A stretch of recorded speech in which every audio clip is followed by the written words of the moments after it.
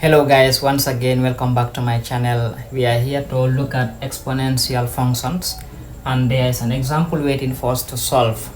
Therefore please once again don't forget to hit the like button and the subscribe button please. Now here we have 25 to the power x and 5 to the power x and 20. They are all subtracting from each other. Now let's solve this. Okay.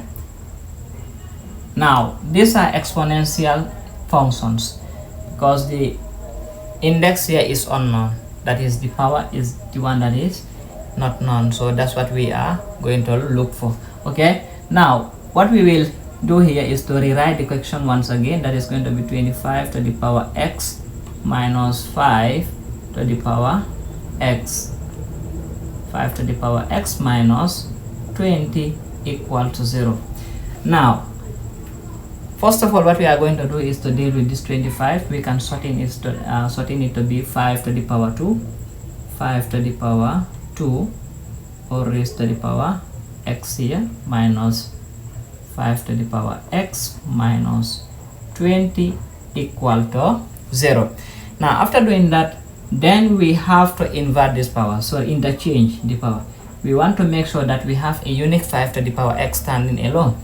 Okay, therefore let's interchange these powers. Let this one come here and let the other one go outside. Okay, therefore we'll have 5 to the power now x or raised to the power 2 minus 5 to the power x minus 20 equals to 0. Okay, now after we do that, therefore now we are going to let 5 to the power x to be equals to a letter, okay, in order to make things very easy, very easy for us to solve.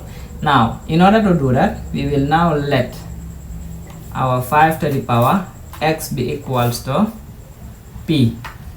Now letting 5 to the power x to be equals to p, we are anywhere now we see 5 to the power x, we will replace it with the letter p, which is going to make it easier for us to solve this equation because it's going to give us a quadratic equation. Okay, now let's replace it. We have now p to the power 2 minus p minus 20 equals to 0. Okay, now after doing that, now we can factorize here. Okay, we can factorize. How can we factorize? By first checking for the middle term also and the last term here. Therefore we have to find two numbers. When we multiply them, they are going to give us negative 20, and when we add them or subtract them, they are going to give us minus p or minus 1p. Okay, now let's do that.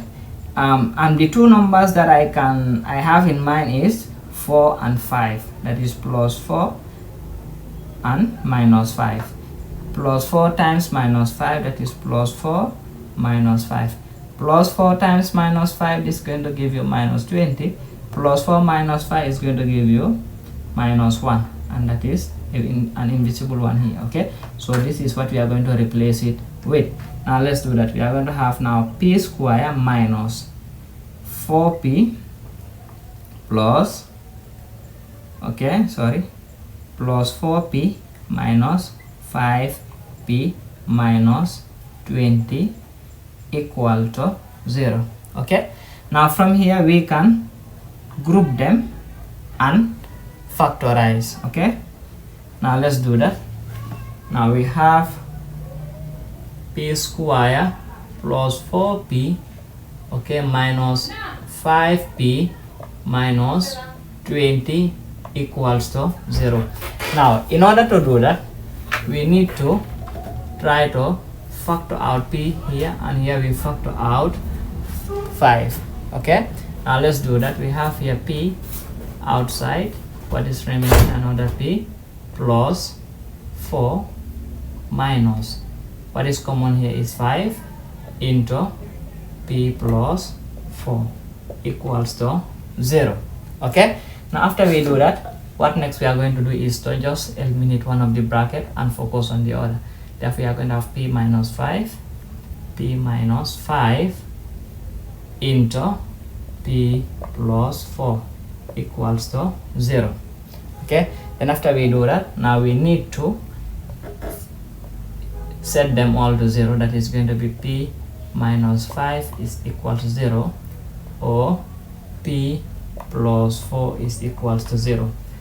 Now here we are going to have p equals to 5 by taking this minus 5 over there, or p equals to minus 4 by taking this plus 4 over there is going to become minus. So these are the two answers we have for p, but the one that is valid here is the 5, because we need a positive value for p. That is going to help us to find the value of x. Okay, so therefore our this one is invalid